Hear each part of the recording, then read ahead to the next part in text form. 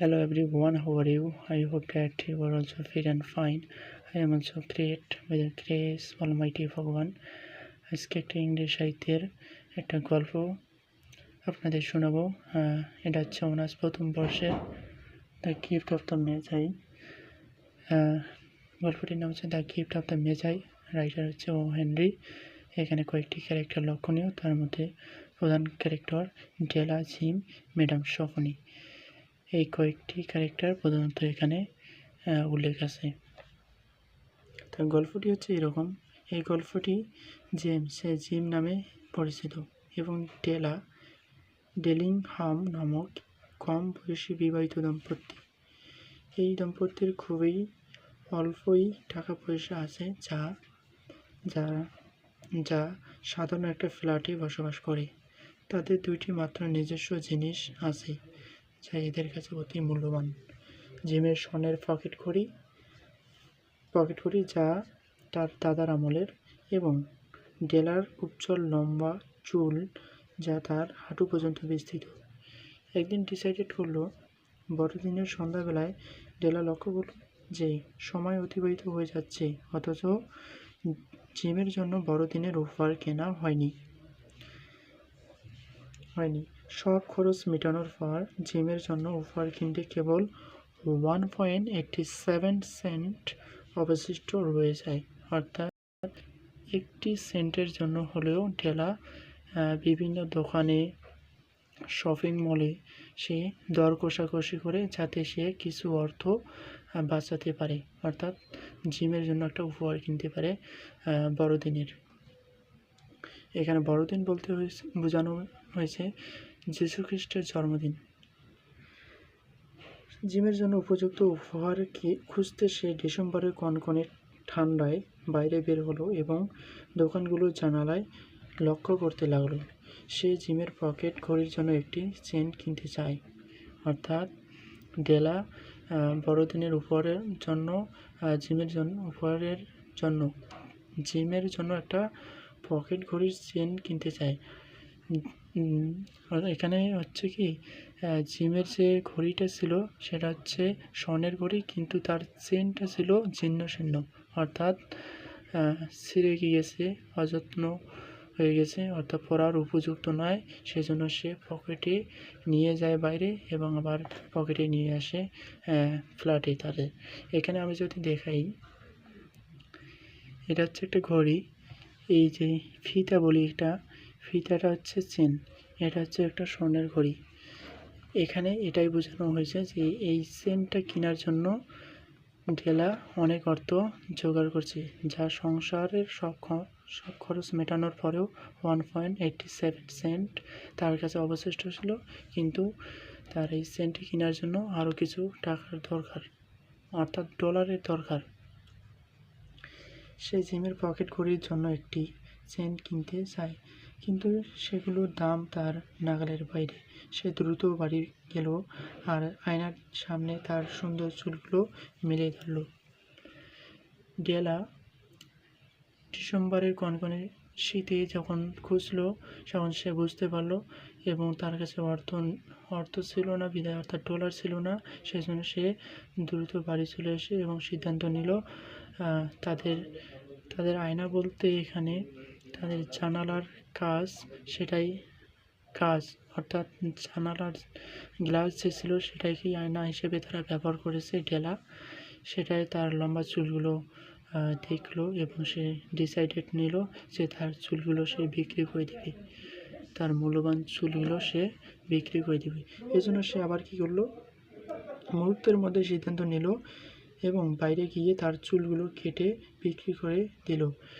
এখানে এই যে ম্যাডাম সফনি, ইনি হচ্ছেন একটা চুলের ব্যবসায়ী, অর্থাৎ এই ম্যাডাম সফনি হচ্ছে চুল নিয়ে থাকেন।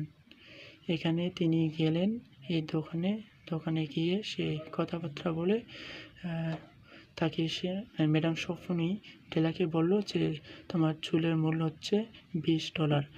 সে তাতে রাজি হলো এবং সে তার চুলগুলো বিক্রি করে দিল। তার কাছে অবশিষ্ট ছিল 1.87 সেন্ট এবং চুল বিক্রি করে পেল $20, অর্থাৎ তার কাছে মোট দাঁড়াইল $21.87।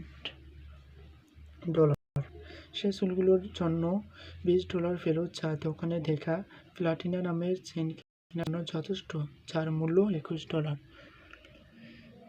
সে অলরেডি $21.87 তার কাছে অবশিষ্ট তার প্লাটিনা নামের চেন কেনার জন্য তার ডলার হয়ে গিয়েছে। জিম তার কাছ থেকে ফিরে ডেলার দিকে অবাক হয়ে কাছ থেকে ফিরে এলো, তাদের ফ্ল্যাটে ফিরে এসলো এবং ডেলার দিকে অবাক হয়ে তাকালো এবং কিছুটা পরিবর্তন অনুভব করলো। ডেলা স্বীকার করলো যে উপহার কেনার জন্য তার চুল বিক্রি করেছে। উপহার দেওয়ার আগে জিম তার ওভারকোটের পকেট থেকে একটা প্যাকেট বের করে ডেলার হাতে দিল। সে ভেতরে সুন্দর এবং মূল্যবান একটি চিরুনি পেল, যা সে সবসময় চাইতো, কিন্তু যা এখন মূল্যহীন যেহেতু তার চুল আর নেই।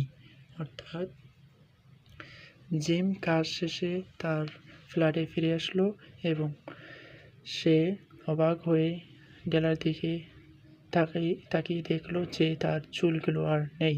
সে বিস্মিত হয়ে গেল এবং অবাক হয়ে সোফার মধ্যে বসে পড়ল, ছিন্ন ছিন্ন সোফায়, এবং সে তার পকেটে দেখতে বলল যে পকেটের ভেতরে একটা সে মূল্যবান জিনিস নিয়ে এসেছে। সেটা মূল্যবান জিনিসটা হচ্ছে তার একটা চুরুনি। সে অর্থাৎ এখানে ডেলা সবসময় চাইতো যে আমার একটা চুরুনি থাক, যাতে আমি আমার চুলগুলো সুন্দরভাবে আঁচড়াইতে পারি। এটা সব মেয়েই চায়। তদ্রূপ এই গল্পেও লক্ষণীয় দেখা যায়।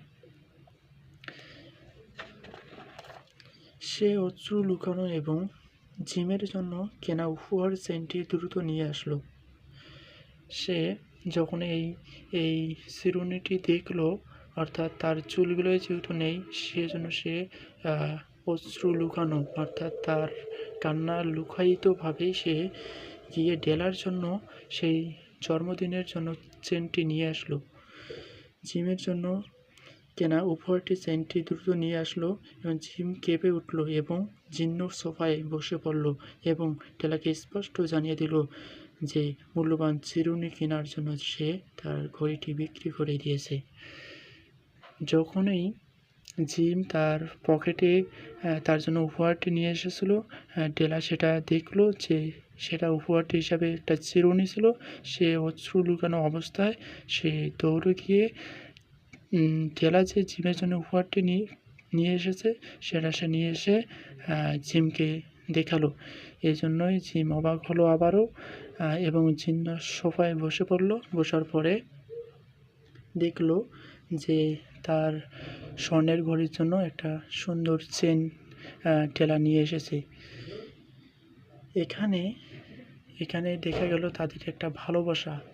এখানে স্যাক্রিফাইস অ্যান্ড লাভে তাদের যে ভালোবাসা একটা স্যাক্রিফাইস, সেও জানে না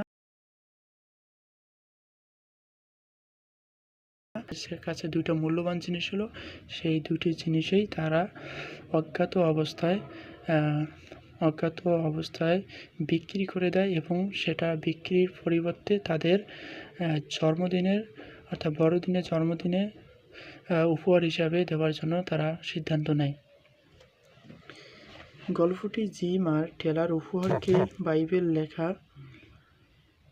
মেজাই 3 জ্ঞানী পুরোহিতের শিশু যিশুকে গামলায় দেওয়া উপহারের সাথে তুলনার মাধ্যমে শেষ হয়। বর্ণনাদাতা জিম এবং ডেলাকে ওই দিন পবিত্র পুরোহিতের চেয়েও জ্ঞানী বলেছেন, কারণ তাদের উপহার ভালোবাসার উপহার। আর যারা সব কিছুর ঊর্ধ্বে ভালোবাসে এবং আত্মবিসর্জন করে তারা প্রকৃত জ্ঞানী।